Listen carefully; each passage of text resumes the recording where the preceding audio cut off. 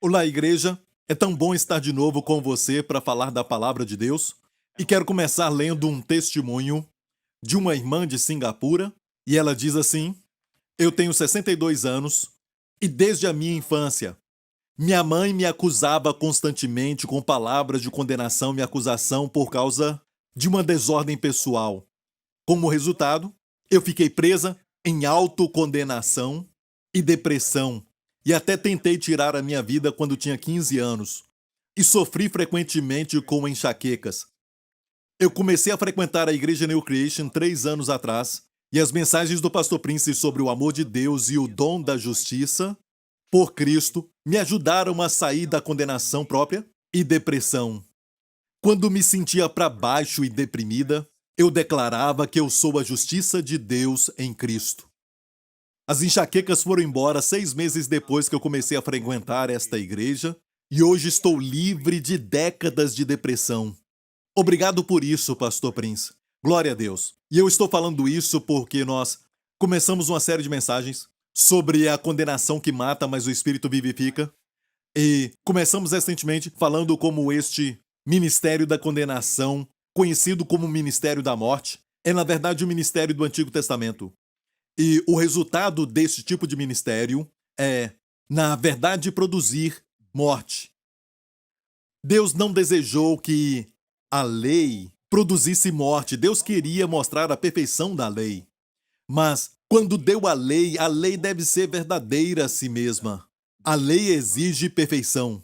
E quando não a encontra, não há outro meio, tem que amaldiçoar e conferir morte para aquele que a quebrou. Ok? Então Deus planejou a lei para que todo homem ficasse desesperado, para ele não se orgulhar. De fato, em Romanos fala do propósito da lei, porque ela foi dada. Está em Romanos 3,19. Ora, nós sabemos que tudo que a lei diz, aos que estão debaixo da lei o diz, para que toda a boca esteja fechada e todo mundo seja condenável diante de Deus. Qual foi o propósito de dar a lei? Não era algo para nos orgulharmos? Amém? Com a nossa boca? Não tem nada para dizer. Amém? Mas foi para levar a um lugar onde toda boca esteja fechada e todo mundo condenável diante de Deus. Foi o propósito da lei. E Deus diz para que toda boca esteja fechada e todo mundo seja condenável diante de Deus, por isso nenhuma carne será justificada diante dele. Nenhuma carne.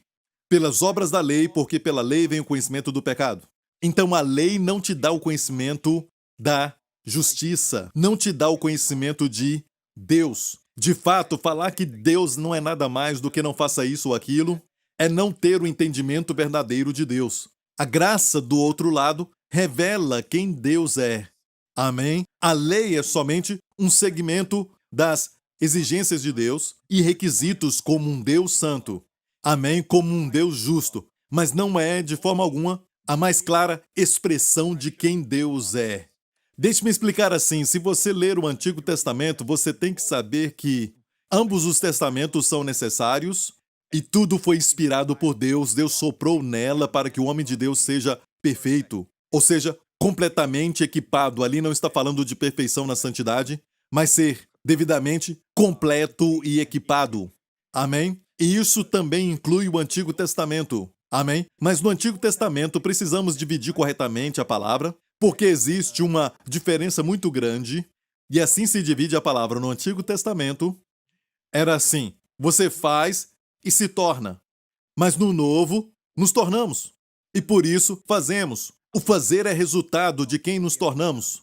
Amém? A Bíblia diz, por exemplo, no Novo Testamento, que nós somos agora completos em Cristo. E depois diz, caminhe de acordo com isso. Você recebeu pela graça, então ande de acordo. Você começa sendo completo em Cristo, então você caminha nessa plenitude. Amém? Você, então, anda completo em Cristo, e você, então, é completo em Cristo, e Deus diz, caminha assim, completo em Cristo. Deus te torna justo, e Deus diz, ande como um homem justo. Amém? Precisamos saber disso. No Antigo é faça, faça, faça. No Novo está feito. Amém? A lei exige justiça de um homem pecador que não tem justiça, e então, porque ele não tem justiça, a lei o amaldiçoa. Amém? Então a lei exige. E a graça provê o dom da justiça para o homem. E seja qual for a necessidade do homem, a graça provê. Amém? Então pense nisso. Quando olhamos para versos como o pecado não terá domínio sobre vós, e quem entre nós que ama realmente a Deus e quer segui-lo, não quer tomar posse do fato de que o pecado não pode ter mais domínio sobre nós. Não é isso que queremos como ministros e pastores para o nosso povo? Queremos que o pecado não tenha domínio sobre eles. Mas como isso acontece? Está em Romanos 6,14. Porque o pecado não terá domínio sobre vós, pois não estáis debaixo da lei, mas debaixo da graça. Então, sob a lei exige. Amém? Você não está mais debaixo da exigência que contemplamos na lei. Amém? E você vive uma vida sempre pensando nas exigências sobre você. Amém? Por Deus. Eu preciso fazer isso para Deus. Eu preciso fazer isso. Eu tenho que. Mas você está debaixo da graça. E a graça provê. Amém? A lei diz, não matarás. A graça diz, eu serei. Deus disse, eu colocarei as minhas leis e eu serei o seu Deus. Todos me conhecerão. Eu serei misericordioso com as suas iniquidades. Dos seus pecados não me lembrarei mais. Amém? É tudo Deus. É Deus fazendo, é Deus provendo. Amém? Uma outra forma de colocar é que na lei é o homem trabalhando e na graça é Deus provendo, Deus fazendo para o homem. Amém? E precisamos saber disso porque praticamente todo santo dia podemos estar debaixo da lei ou da graça. E vimos recentemente, se você está sob a lei, que no momento que você se posiciona debaixo da lei, amém, você está debaixo de maldição. Isso não é brincadeira. Amém? A Bíblia diz que a letra mata. Quando Deus deu a lei no Monte Sinai, isso aconteceu no dia da festa de Pentecoste, a primeira festa de Pentecoste que Israel celebrou. Quando Deus deu a lei no Monte Sinai, 3.000 pessoas morreram. E por isso a Bíblia diz, no Novo Testamento, cumprindo-se o dia de Pentecostes, dessa vez Deus deu não a lei, mas o Espírito, e 3.000 pessoas foram salvas. E vimos como a letra mata e o Espírito vivifica. E a natureza destas alianças não mudou, igreja. A letra ainda mata nos dias de hoje. Se você está debaixo dela, isso vai te matar, é a lei. Vamos ver então em 2 Coríntios capítulo 3 mais uma vez. Diz assim no verso 6, o qual nos fez também capazes de ser ministros de um novo testamento e não do antigo, porque não há poder, Deus não dá poder para aqueles que querem ser ministros do antigo, ministros de um novo testamento, não da letra, mas do Espírito. A letra aqui é a lei e o Espírito é a graça. Amém? O Espírito, que é conhecido como Espírito da graça. Porque a letra mata e o Espírito vivifica. Amém? O próximo verso diz, e se o ministério da morte, agora ele chama a letra de ministério da morte. É chamado de letra ou também ministério da morte, gravado com letras em pedras. Letra que é a mesma palavra do verso 6, a letra mata, é a mesma palavra grama no grego, que é letra, falando da lei, que é somente os 10 mandamentos. Alguns dizem não estamos sob a lei, em termos da lei cerimonial, ou até mesmo das festas, em termos de algumas coisas que são dos 603 mandamentos, que estão na lei de Moisés. Estamos só debaixo dos 10 mandamentos, e na verdade é o oposto. O verso aqui nos fala claramente que não estamos debaixo das letras gravadas em pedras. Gravada em pedras, a única parte de toda a lei que foi gravado com letras em pedras, com o dedo de Deus gravado em pedras, foram os 10 mandamentos. O sacrifício cerimonial de matar animais nunca foi gravado em pedras. Esses foram escritos em pergaminhos, em peles. Certo, somente os 10 mandamentos foram escritos com o dedo de Deus. E pensamos que não devemos estar debaixo da moral do Antigo Testamento? Ou os 10 mandamentos, não precisamos cumpri-los para viver uma vida santa? Não, amigo. Quando você tenta hoje cumprir os 10 mandamentos, só a tentativa de cumpri-los vai mexer com a carne. Quando a lei veio, o pecado viveu e eu morri. A força do pecado, em 1 Coríntios 15, 56, a força do pecado é a lei. Quando você tenta cumprir os 10 mandamentos, aquilo que na lei te proíbe de fazer, você vai desejar fazer. Amém? Quando o mandamento veio, em outro lugar diz, quando a lei veio, o pecado aumentou. Amém? Por que Deus fez isso? Para que o homem entendesse a natureza que ele tem, a natureza pecaminosa. Porque se você falar para o homem sem a lei, sabe, adultério é pecado, ele vai dizer o que é isso? O que é pecado? Você diz, matar alguém é pecado, é errado, ele vai dizer o que é errado? O que é matar? Ok? Então a Bíblia diz em Gálatas, por que veio a lei? Porque Deus deu então a lei? para que viesse a transgressão. Então há pecado, mas o pecado às vezes não é transgressão. Porque, por exemplo, você gosta de correr, ok? Mas quando você está numa estrada e diz 90 quilômetros por hora, e você passa disso, vai mais rápido do que isso agora, não somente isso é um pecado, mas agora é transgressão, porque você transgrediu uma lei. Então o mandamento veio para que o pecado virasse transgressão, para todos entenderem o que é pecado. Mas aquilo que Deus deu para o homem, para que o homem fosse culpado e ficasse calado diante de Deus, o homem tentou usar isso para se justificar. E também você deve lembrar-se que a tentativa de cumprir a lei produz imoralidade. Ok, mas a graça produz verdadeira santidade. Sabe, é como um homem que tenta ser humilde e ele fica só pensando nisso. Geralmente, ele não está sendo humilde na forma que ele está fazendo. E se ele consegue, como vai escrever um livro dizendo o que é humildade e como eu consegui isso? Então não vai ser humildade verdadeira, mas humildade falsa. E nada me irrita mais como alguém que tenta ser humilde, mas não é de verdade. E se orgulha disso, nem percebe que está sendo soberbo. Mas a humildade que é resultado da graça é o fruto do Espírito. Amém? Paciência, domínio próprio, alegria, amor, paz. Amém? Humildade, tudo isso é fruto do Espírito e vem como resultado da graça. E é maravilhoso ver alguém que é humilde e a pessoa nem percebe que é. O brilho que sai da sua face, daquela pessoa, você vê Jesus no rosto dela, você vê a glória de Deus na sua face e a pessoa nem percebe isso. Esse é o tipo de moralidade que Deus quer que nós tenhamos, uma moral elevada, como algo celestial. Na verdade, é um caráter celestial. Amém? E não essa moralidade falsa que tentamos conquistar e quando ninguém está olhando, não está no nosso coração, mas só nas nossas ações. Não é mudança de comportamento. A graça é a transformação do coração. Amém, amigo? Mas mais do que isso, essa passagem que lemos nos fala que a lei é um ministério da morte, ou seja, ministra a morte.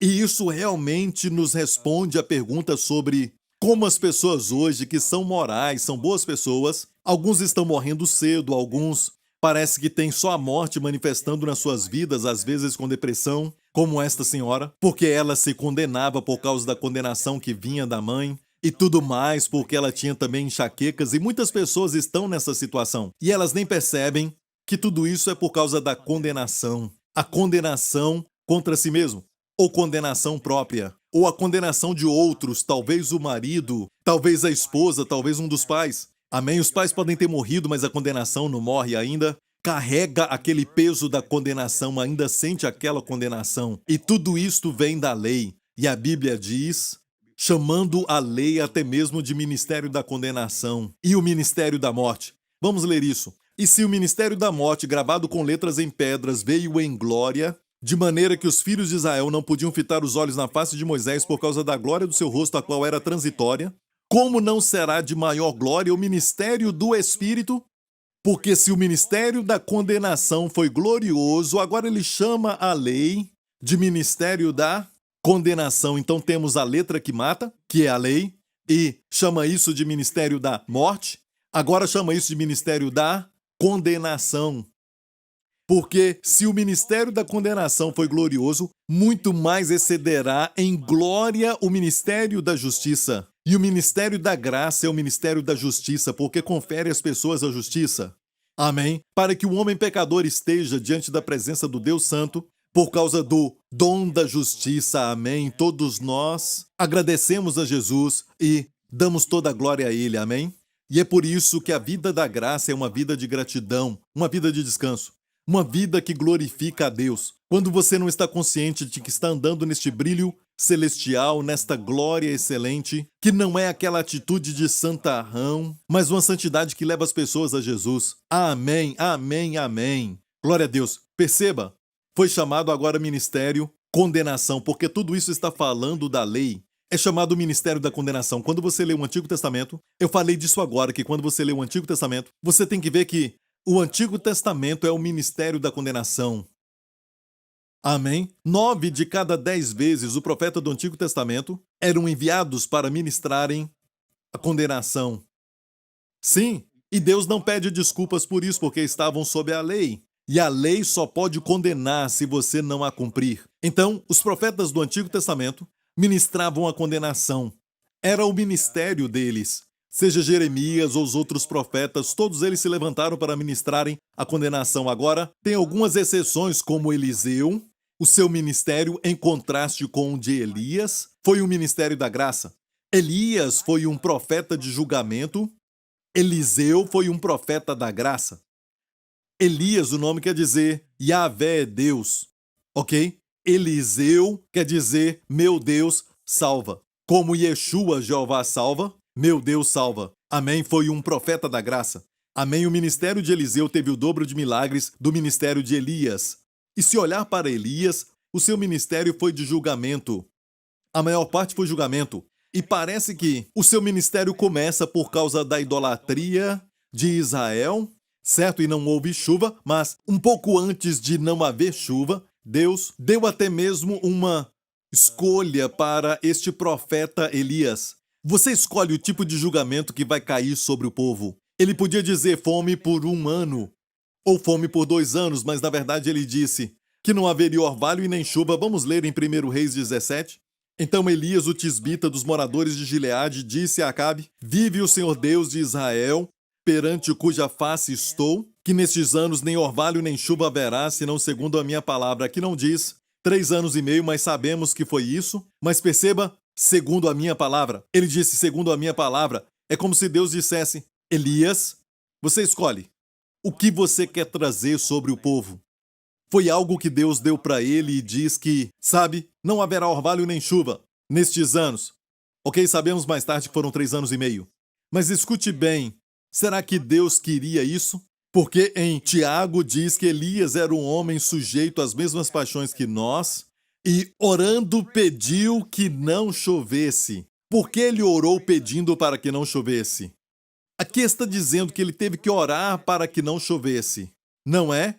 Então não quer dizer que por causa do pecado não houve chuva nem orvalho automaticamente, mas foi de acordo com a sua palavra que pronunciou um julgamento e orou pedindo para que não chovesse. E por 3 anos e 6 meses não choveu sobre a terra. E orou outra vez e o céu deu a chuva. E perceba que dessa segunda vez não diz que ele orou pedindo.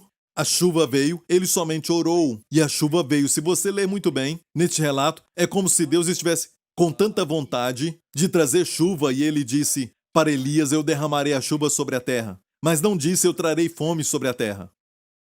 E o coração de Deus, quando ele tem que executar um julgamento, não tem prazer em afligir o homem. Em Lamentação, no capítulo 3, nos diz: porque não aflige nem entristece de bom grado aos filhos dos homens. Seu coração não está nisso. Mas ele permitiu que Elias escolhesse porque ele queria ensinar Elias os caminhos do julgamento e os caminhos da graça, e mostrar para ele, revelar para Elias que o coração do homem não se volta para ele baseado em julgamento. O coração do homem só volta para Deus por causa da graça. É uma lição que Elias teve que aprender. E uma das primeiras coisas que Deus falou para ele, quando a fome veio sobre a terra, porque ele orou pedindo que isso acontecesse, segundo a sua palavra, ele teve que sentir isso na pele. Ele foi ao ribeiro de Querite e Deus disse: vai para lá que eu proverei para ti. E então Deus enviou corvos e, como um profeta da lei, entenda isso, como um homem que observava a lei, receber comida daqueles corvos que eram considerados animais impuros era muito humilhante para o profeta. Deus mostrou para ele, Deus o humilhou para mostrar para ele que o caminho do julgamento não funcionaria. Foi uma linda lição. Eu quero falar isso para você agora, que Elias foi um grande homem de Deus na sua época, no seu tempo, ele obedeceu a Deus. Sabe, ele tinha os seus erros e tudo mais, mas uma das coisas que o Novo Testamento fala sobre Elias, e precisamos saber disso, é que quando ele foi orar diante de Deus para interceder por Israel, ele não fez o que Moisés fez. Moisés pediu para si a maldição, para ser cortado, para que o povo de Israel fosse salvo. Mas Elias, olhe Romanos 11, o que Paulo fala sobre Elias pelo Espírito. Em Romanos 11, Deus não rejeitou o seu povo que antes conheceu? Ou não sabeis o que a Escritura diz de Elias? Como fala a Deus contra Israel? Ele não falou a Deus a favor de Israel. Amém?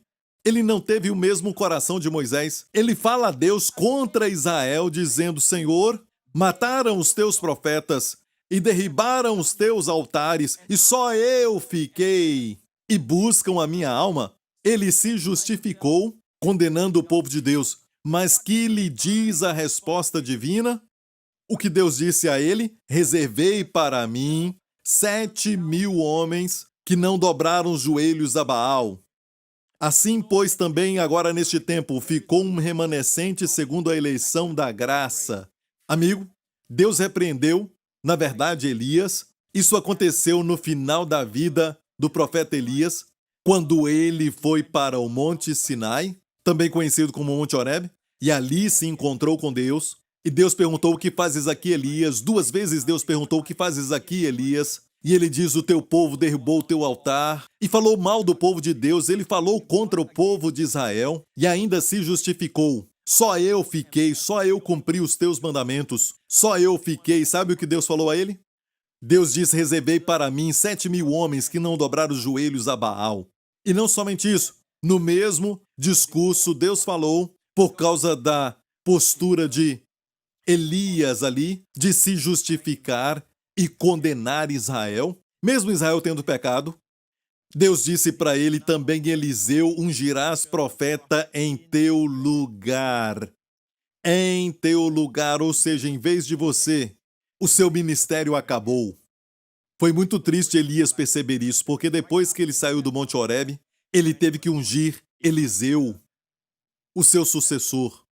É uma lição que Deus não quer que mostremos julgamento, mesmo que o povo tenha até o direito ao julgamento, porque as pessoas, de fato, estão pedindo, mas o coração de Deus não está nisso. E Deus, então, queria que Elias aprendesse isso. Até no ribeiro de Querite, Deus enviou corvos. Isso foi uma repreensão para ele receber alimento de animais impuros. Ele sendo um profeta da lei, o seu ministério era levar as pessoas à lei de Deus. E esta foi então a figura de Elias, e por isso Elias apareceu no Monte da Transfiguração. Quando Jesus foi transfigurado, a Bíblia diz que o seu rosto brilhava, suas roupas brilhavam, resplandecentes, e também brilhavam com a Shekinah de Deus.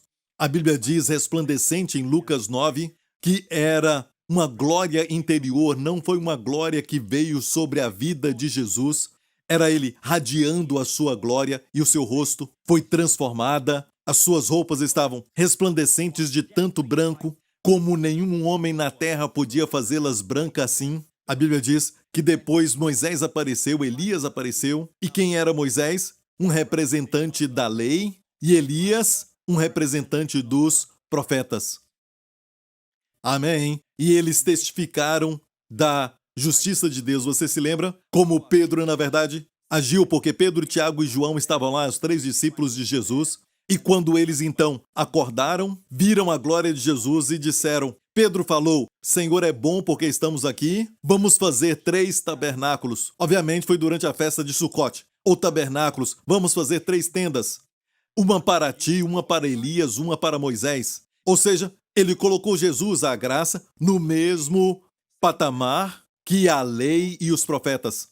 E a Bíblia diz que uma nuvem brilhante os cobriu. Quando Deus deu a lei, Deus disse: eu venho a vós numa nuvem densa. Havia escuridão, uma nuvem escura. Mas aqui tem uma nuvem brilhante, porque é um tempo da graça. Amém? Jesus trouxe a graça e a verdade. A lei foi dada por Moisés, mas a graça e a verdade vieram por Jesus. Então uma nuvem brilhante os envolveu. E porque Pedro falou aquilo e colocou Jesus no mesmo nível que a lei e os profetas, o Pai disse: este é o meu filho amado. A ele ouvi, não os ouvi, não ouvir a lei e os profetas. Não, a ele ouvi. O novo chegou. Amigo, precisamos aprender essa lição do Monte da Transfiguração. Temos que ouvir Jesus. Amém? Para ouvir a voz da graça, não a voz da lei ou dos profetas.